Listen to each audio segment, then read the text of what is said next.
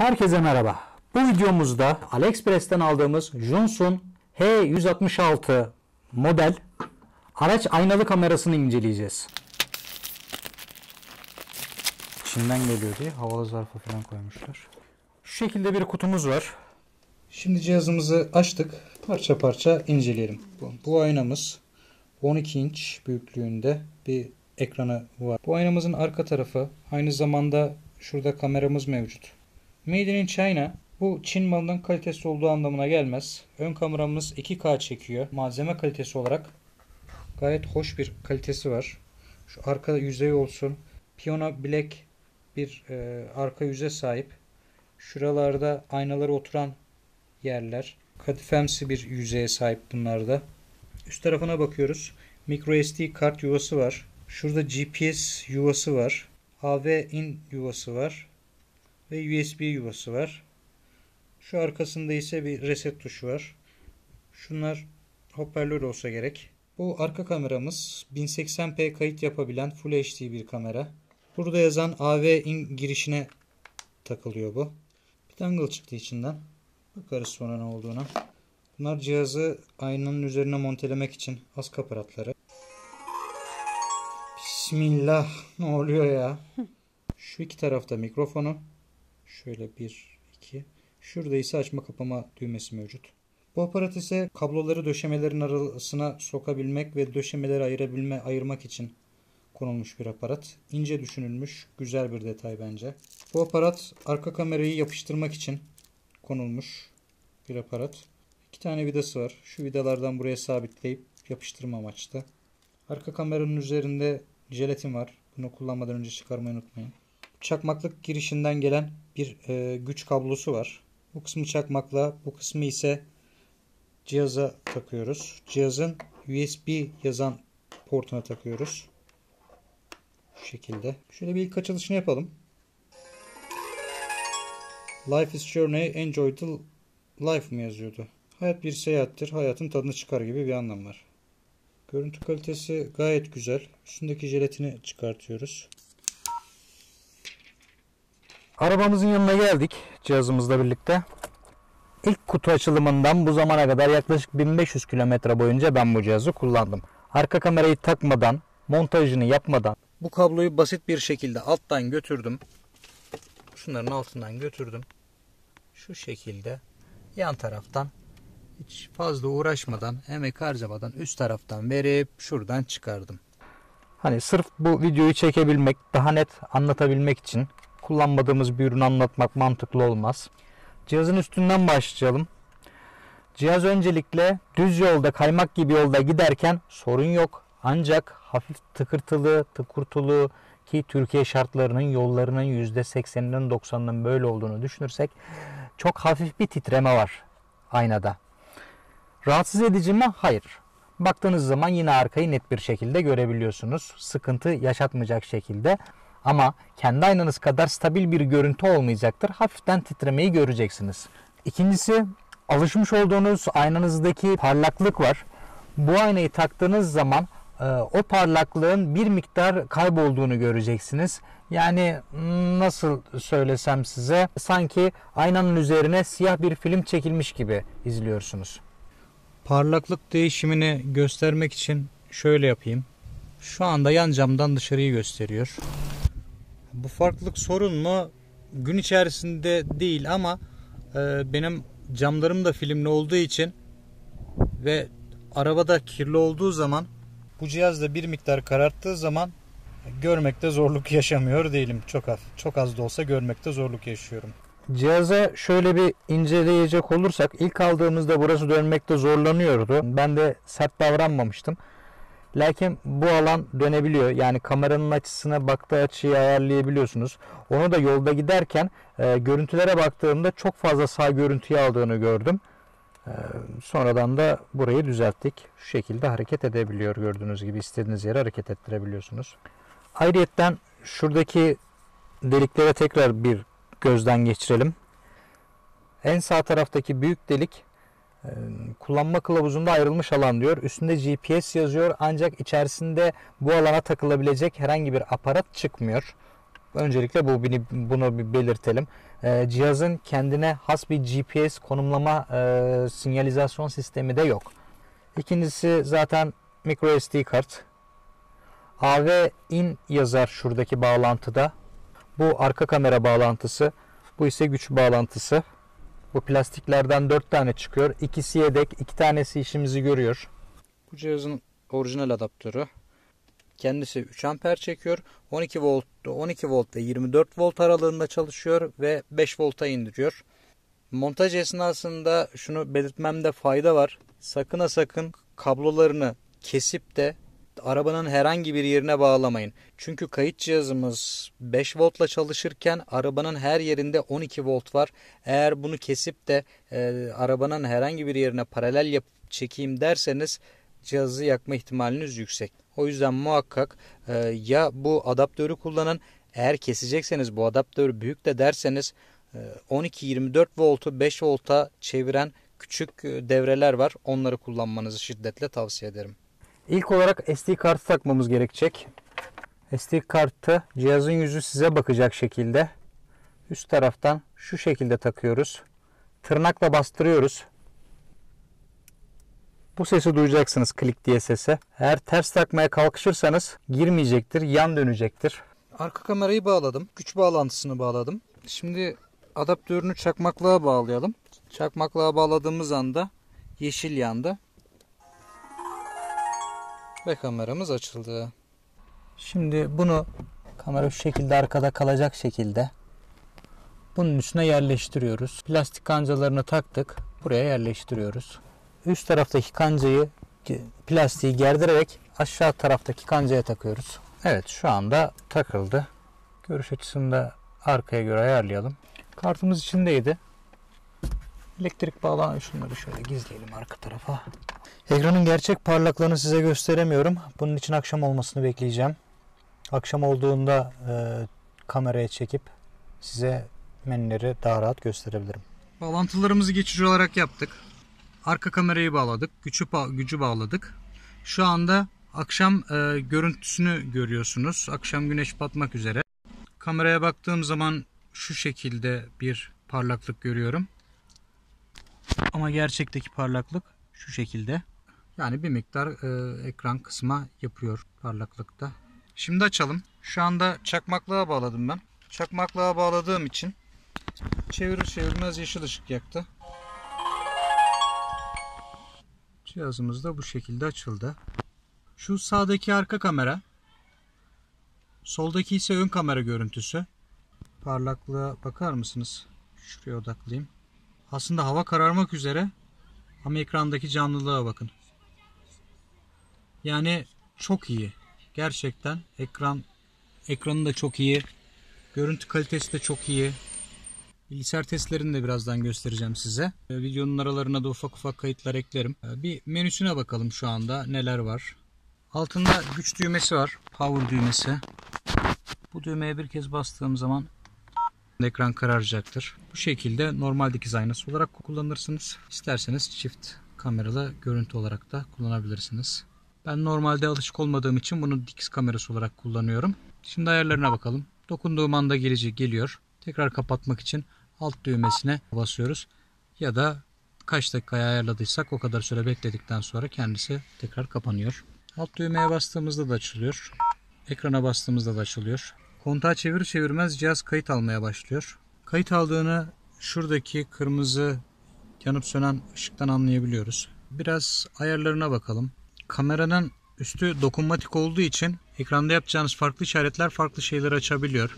Mesela sağa çektiğim anda daha önce kaydedilmiş görüntülere ulaşıyorum. Geri alalım. Sola çektiğim anda kameralar arasında geçiş yapıyor. Şu anda sadece ön kamerayı alıyorum. Şu anda sadece arka kamerayı alıyorum. Şu anda çift kamerayı alıyorum. Herhangi bir kamerayı aldım. Ekranın sol tarafına doğru basık tuttum. Yukarı aşağı hareket ettirdiğim takdirde burada gözükmeyen diğer alanlara da ulaşıyorum. Sonuçta bu 2K bir görüntü. Haliyle devasa bir görüntü. Ama buradaki ekran sadece şu alanı gösteren bir ekran. Orijinal görüntü aslında şöyle devasa bir şey. Biz sadece onun belli bir kısmını görüyoruz. Şu anda nereye çevirirsem en alt burayı görüyormuşum. Ki en altı da zaten burayı ayarlayın. Aksi takdirde kaputun üst tarafını, ön taraftaki döşü falan çekecektir gereksiz bir şekilde. Gerek yok. Muhakkak yolu ayarlayın. Alt sınırınız yol olsun. Bakalım üst sınırımız neresiymiş? Üstte sınır yok. Gökyüzüne kadar çekiyor. Şimdi bunu normal bir şekilde ayarlayayım. Tabi bu şekilde görsün istemiyorum. Ben baktığım zaman karşıyı görmek istiyorum. Gerçek rengi şu anda ekranda gördüğünüzden daha net bir parlaklığı var. Daha bir net bir görüntüsü var. Ekranı ortadan ikiye bölün. Bu işlem ekranın sol tarafında geçerli bir işlem. Ekranın sağ tarafında ise ekran parlaklığını ayarlama var. Gördüğünüz gibi şu anda barı belki siz görmüyorsunuz ama ekran parlaklığının azalıp arttığını görebilirsiniz.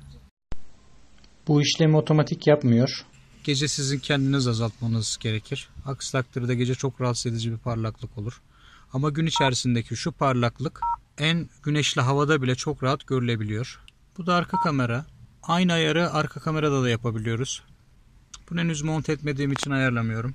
Ayrıca bunların montajını da yapacağız. Montaj videosu da gelecek. Ekranın herhangi bir yerinde sol taraftan sağ tarafa doğru parmağınızı sürttüğünüzde daha öncesinden çekilmiş videolar karşınıza çıkacak. Burada dosyalar var. Front Urgent Video, Front Ordinary Video, Rear Urgent Video, Rear Ordinary Video, Front Photo, Rear Photo. Burada klasörlerdeki dosyalar yer alıyor. Hangi dosyanın ne işe yaradığını bilgisayarda göstereceğim. Standart olarak Front Ordinary Video geliyor ekrana. Bu ön kamerayla çekilmiş standart video demektir. Şöyle herhangi bir tanesine tıkladığımızda sağ üst tarafta videonun kaç dakika olduğunu, hemen yanında kaçıncı saniyesinde olduğunu, şuradaki ibare 1:01 dakikanın olduğunu, kaçıncı saniyede olduğunu, ortaya basarsanız duracaktır. Alt tarafta da ilerleme barı var. Buradan manuel olarak seçip silebilirsiniz. Sil kutusuna basıyorum. Videoların sağ üst köşesinde kutucuklar çıkıyor. Seçim yaptıktan sonra sil tuşuna basıp confirm dediğimde seçtiklerim silinecektir. Şu tuş ile klasördeki bütün hepsini seçebilirim. Sil dediğim takdirde bütün bu klasördeki seçili videoları silecektir. Ben silmiyorum bunu. Şimdi menüsünden bahsedelim. Menüde Türkçe dil desteği yok. Lakin İngilizce gerektiren bir durum da söz konusu değil. Çok basit kelimeler kullanılmış zaten. Hiçbir şey bilmiyorsanız bile bunları internete yazsanız anlarsınız. Loop Record döngülerin kaç dakika olması gerektiğini size soruyor. Bakın şurada 1 yazıyor. Ben 1 dakikalık döngüler alsın demişim. Tıklayalım menümüze. 1 dakika, 3 dakika ve 5 dakikalık seçenekler var. Bir menü seçerseniz 1 dakikalık kayıtlar halinde size görüntüleri kaydedip verecektir. 3 minsi seçerseniz 3 dakikalık görüntü kaydedecek. Ondan sonra o görüntüyü kenara alıp yeni bir 3 dakikalık görüntü kaydı daha alacaktır. Bakın bunlar 1 dakikalık loop record'da çekilen görüntüler, görüyor musunuz? Hepsi 1 dakika. 1 dakika, 1 dakika. Eğer ben bunu 3'e ayarlasaydım bu görüntüler 3'er dakika olacaktı. 3 dakika kaydedip yeni bir dosyaya geçecekti. Ben bunu size göstermek ve bilgisayarda testlerini daha rahat yapabilmek için 1 dakikaya aldım. Ben 3 dakikalıkta tutmayı tercih ediyorum. Timelapse. Timelapse nedir? Timelapse normalde işte budur. Yani parça parça çekilen fotoğrafların bir araya getirilmesiyle oluşturulan videodur. Ancak bu cihazda bunun nasıl, ne işe yaradığını öğrenemedim. Üreticisine de sordum, mail attım. Ancak verdiği cevap da beni tatmin etmedi. Ben buradaki değerleri değiştirdiğimde çıktıların nasıl değiştiğini de bilgisayar üstünde göremedim. Keza hangi değere getirirsem getireyim kayıt sonucu ve kapladığı alan olarak aynı gördüm. O yüzden bununla alakalı bir yorum yapamayacağım. Yani timelapse'in bu cihazdaki etkisinin nasıl olduğunu bilmiyorum. Record audio, bunu 10'da tutun. Bu az önce cihazın ekran görüntülerini izlerken sesli geldiğini gördünüz. Eğer bunu kapatırsanız görüntüleri sessiz kayıt altına alacaktır. Sesli alsın, bir zararı olmaz. Fazla da bir yer kaplamaz zaten. Mono kayıt çekiyor çünkü bu. Hani belki işe yarar, belli olmaz. G-sensör cihaz açık normal kayıt yapıyor iken kullanılan bir sensör. Bu esnada herhangi bir sarsıntı, darbe aldığı takdirde o görüntüye kilit koyup silinemez klasörüne atması için yapılmış bir şey. Ancak bu zaten normalde de kayıt altında sürekli alınıyor. Lakin silinebilir klasöre atıyor. Bir sarsıntı esnasında eğer bunu açarsak silinebilir klasöre değil silinemez klasöre atar.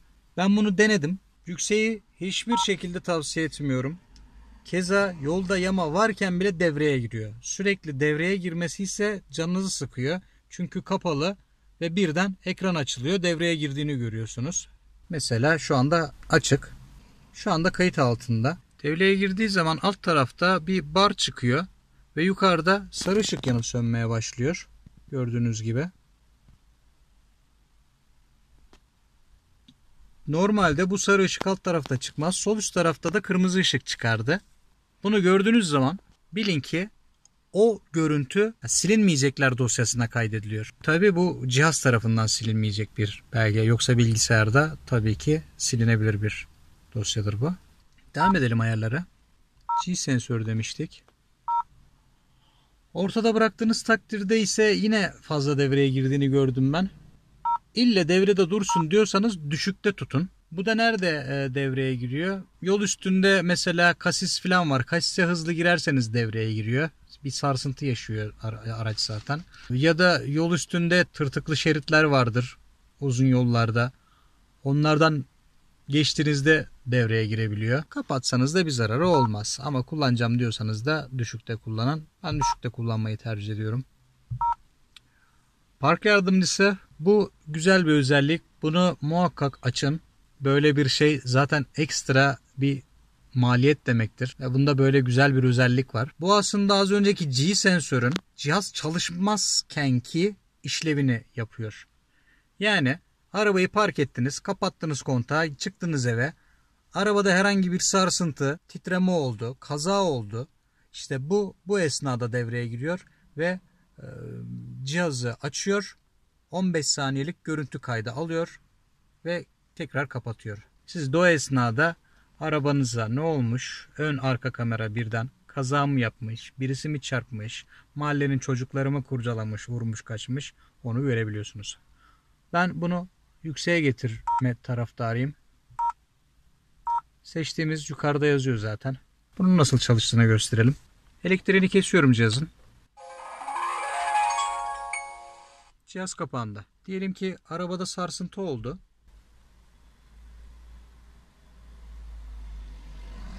Bakın SD kart hazırlanıyor dedi. Şu anda kayda girdi aslında. Çünkü o bakın kaydediyor. Ve bunu silinmeyen klasörün içine atacaktır.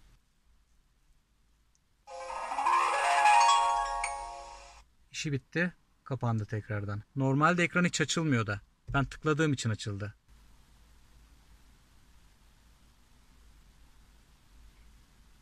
Acil bir durumu algıladı. Kendini açtı. Şu anda elektrik yok cihazda. Dahili pilden çalışıyor. Kaydediyor. 15 saniye boyunca ön ve arka kameradan kayıtları alıyor. İşi bittiğinde kendini tekrar kapattı. Şimdi açalım. Evet, bu açılış sesini ben de sevmiyorum. Kapatacağım zaten. Lisans. Buraya yazdığınız şey Q klavye olsaydı daha kolaydı.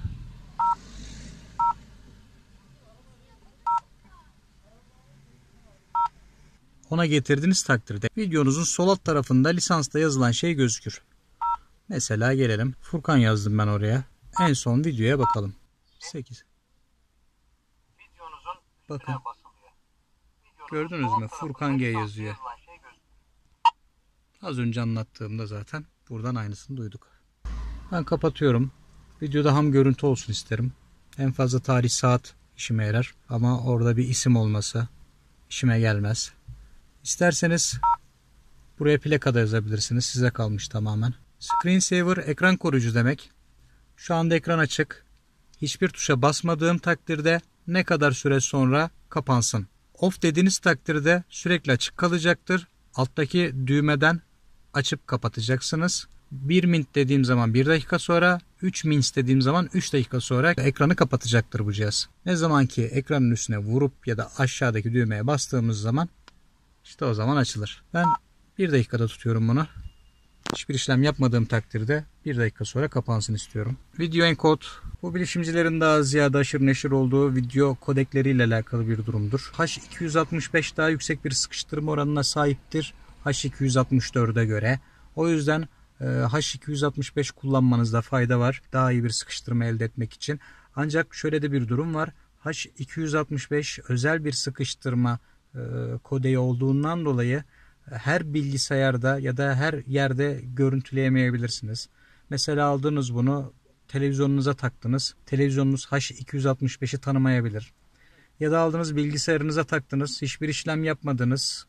Bilgisayarınız eğer gerekli kodekler yoksa H265'i görmeyebilir. Ancak yine de H265'i kullanmanızı tavsiye ediyorum. Frekans 60 Hz ve 50 Hz olmak üzere 2 tane frekansımız var. 60 Hz daha iyidir. Yüksek Hz her zaman iyidir. Tepkileri biraz geç. Anında tepki vermeyebiliyor. Ya bir cep telefonundaki hız gibi değil. USB mod bilgisayara bağlandığı zaman ki gösterici mod. Please connect to the PC diyor. Bilgisayara bağlayın diyor. Yani bilgisayara bağladığınızda karta mı ulaşmak istiyorsunuz, kamerayı mı kullanmak istiyorsunuz gibi görüntüler oluyor. Ekranda onlar burada işe yarıyor. K-Voice burada dit tuşları var ya, direkt off'a çekti. Şu anda hangi tuşa basarsanız basın. Bakın artık demiyor dit diye.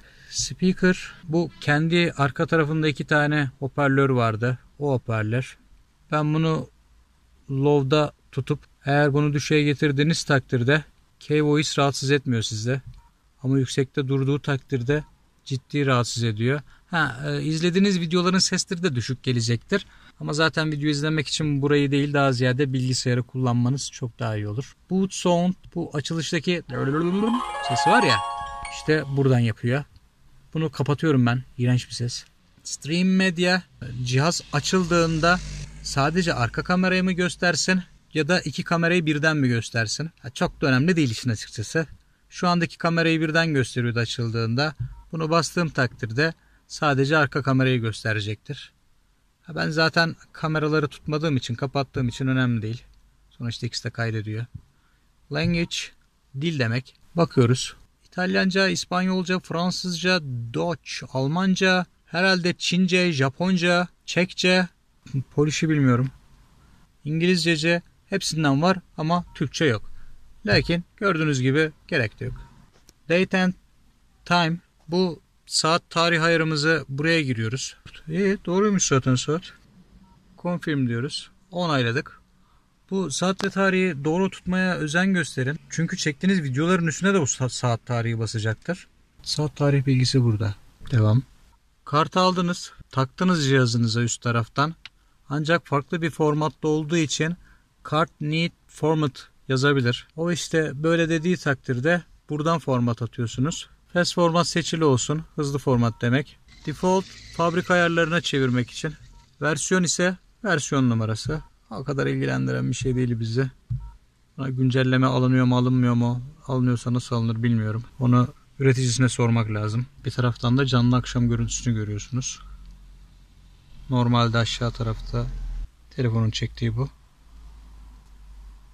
Cihazın bana gösterdiği bu. Yani çok daha net parlak bir görüntü veriyor.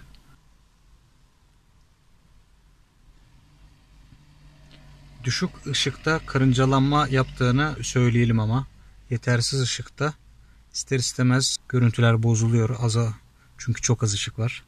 Şimdi buradakiler ne işe yarıyor? Sol üst taraftaki ışığın kırmızı yanıp sönmesi kayıttayım demek. 2K çekiyorum demek. 1 dakika 32 saniye, 33, 34 ta ki bu 3 dakikaya kadar gidecektir. O anki videonun hangi süresini kaydettiğini gösteriyor. Saat tarihi ayarlarımız burada. Biraz daha sağa gidelim. Bu işaret arka kameranın takılı olduğunu gösteriyor. Bu işaret ses kaydının açık olduğunu gösteriyor. Ayarlarını göstermiştik. Bu da Kalan batarya gösteriyor. Genel görüntüyü bir verelim. Buradaki kilit işareti şu an çekilen görüntüyü silinmez klasörüne atmak için. Bastığım zaman gördüğünüz gibi sarı bar çıktı. Bu kayıt silinemez klasörüne gidecek demektir. Tabii yani hareket esnasında ona basmaya çalışmak ne kadar mantıklı onu da bilemedim. Normalde elimizi yukarıdan aşağı doğru kaydırıyoruz ya ayarlara girmek için. Bu düğme de ayarlara giriyor. Buradan bu düğme kaydı durduruyor. Sol üst tarafta 2K yazıyor ama yanında kırmızı ışık yanıp sönmüyor. Kaydı başlatmak için ortadaki düğmeye basıyoruz. Normalde kontağı çevirdiğimiz anda otomatik olarak cihaz kayda girecektir. Bu düğme fotoğraf çekiyor. Bu dosyaları göstermiştim ya size foto diye. Çektiğiniz fotoğrafları oraya atıyor. Çekiyorum bilmiyorum şu anda. Geldi ses. Olur da telefonunuz yanınızda değildir. Manzara vardı. Arabanın içerisinde birisi durup fotoğraf çekebilir. Saçma oldu biliyorum ama. Bakın front foto.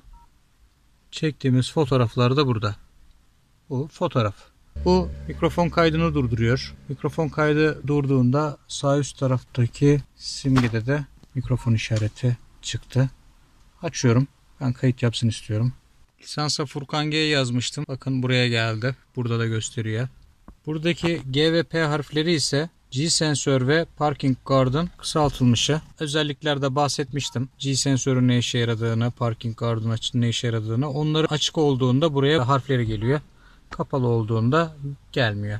5-10 saniye içerisinde cihazın üstündeki altındaki görüntüler gidiyor. Ve sadece saat, gün ve tarih ekran üstünde kalıyor. Bir de şurada kayıt ikonu yanıp sönüyor. Kartımızı bilgisayara taktık. Ben Samsung Evo Plus 64 GB micro SD XC kart kullanıyorum. Hız olarak da en az klas 10 olması gerekli. Eğer daha düşük klaslarda kart kullanırsanız yazımda sorun çıkartabilir. O yüzden kart alırken klas 10 olmasına özellikle dikkat edin. Onun incelemesini de yaptım. Şuraya koyuyorum linkini. Kartın görünen kullanım alanı 59.6 GB. Ben bu kartı tamamen doldurdum. Öncelikle bir klasör yapısına bir bakalım. Ondan sonra ne kadarlık bir kayıt çekmişiz onu bir inceleyelim. Back EMR, back norm, back photo, front EMR, front norm, front photo olarak dosyalar oluşturmuş. Bu back EMR emergency yani acil durumda kaydettiği videoları bunun içerisine atıyor. Bu videolar cihazda G sensör ya da park modunu aktif hale getirdiğimizde cihazda sarsıntı ya da bir kaza durumunda alt tarafta çıkan sarı bar ile kayıt yapıldığında bunlar buraya kaydediliyor. Back norm ise normal arka kameranın kayıtları bunlar. Back foto arka kamera ile çekilen fotoğraflar. Niye fotoğraf çekiyor bunu da anlamış değilim. Selfie mi yapacağız? Ne yapacağız? Front EMR'de cihaz sarsıntı ya da kaza anında yine alt tarafta sarı bar çıktığındaki kayıt görüntülerini buraya atıyor. Bu back EMR ve front EMR'nin içerisindeki videolar hiçbir şekilde silinmiyor. Back norm ve front norm dediği görüntüler bunlar seyir halinde kaydettiği görüntülerdir. Bunların üstüne sürekli yazıyor. Ama şu ikisini silmiyor. Bunlar emergency yani acil durumda kaydettiği görüntülerin videoları. O yüzden belli dönemlerde buralar zamanla şişecektir çünkü. Şiştiği zaman hafıza kartında ciddi yer kaplayacak. Silinmediği için de kaydettiğiniz alan azalacaktır. Şimdi bakalım. Dosyaları incelediğimizde yıl, ay, gün, saat, dakika, saniye olarak parçalamış olduğunu görüyoruz. Şu 2'lere 3'lere takılmayın. Bunlar benim kopyaladıklarım. Yani 2020 10. ayın 5'i 11.31'de çekilmiş bu görüntü. 1 dakikalık bir görüntü. Boyutuna baktığımız zaman görüntüyü bir inceleyelim. Ayrıntılarına bakalım. 2560'a 1440 genişlikte yani 2K bir görüntü bu. Sesi 124 kilobit bir kanallı mono olarak kaydediyor. Ses o kadar önemli değil zaten. Ses var ya yeter o. 1 dakikalık görüntünün 60 MB olduğunu görüyoruz. Yani bu da 1 saniyede 1 MB'lık bir görüntü yazıyor demektir. Ben birer dakikalık ayarlamıştım bunların incelemesi kolay olsun diye. Bunlar ön kamera görüntüleriydi. Front norm. Aynı görüntüler burada arka kameradan da alındı. 1 dakikalık videoların 40 MB olduğunu görüyorum. Bu da yaklaşık 1 saniyelik videonun 0,66 MB olduğunu gösteriyor. Şimdi 64 GB'lık bir kartın ne kadar görüntü kaydettiğine bir bakalım. Bunların 34 GB'ı ön kameraya ait. 24 GB'ı da arka kameraya ait. Arka kamera 1080p görüntü alıyordu. Onun da özelliklerine bakalım. Evet 1920'ye 1080. 615 tane video çekmiş. Bütün hepsini seçiyoruz. Toplam süreye bakacağız. 9 saat 43 dakikada 64 GB'lık kartın tamamını doldurmuşuz. Arka kameranın görüntüsünü buraya eklemiyorum çünkü bunlar eş zamanlı görüntü. Yani bu görüntünün aynı zamanda çekilmiş arka görüntüsü de diğer klasörde var. O yüzden onları süreye eklemiyorum. Buradaki front normaldeki görüntü süresi bize 64 GB'lık kartın ne kadar sürede dolduğunu gösterecektir. Yani bu 64 GB'lık bir kart yaklaşık 10 saat desek siz 32 GB'lık bir kart aldığınızda 5 saatte dolacak demektir. 16 GB'lık bir kart taktığınızda 2,5 saatte hafıza kartınız dolacak demektir. İncelememiz bu kadar. Yol görüntülerini de atarım demiştim ancak video uzun olduğu için sadece bu çekimi Johnson H166 ile yapıyorum. Bu yüzden farklı hava koşullarında çekilmiş 5 dakikalık yol görüntüleri de hazırlayacağım. Ayrıca ürünün montajını yaptığım videoyu da hazırlıyorum. Bittiğinde kenardaki linklerden ulaşabilirsiniz. Bu içeriğin size faydalı olduğunu düşünüyorsanız beğene basabilir, kanalıma destek olmak için abone olabilirsiniz. Herkese kazasız, belasız sürüşler diliyorum. Tekerinize taş değmesin. Bir sonraki videoda görüşmek üzere. Hoşça kalın.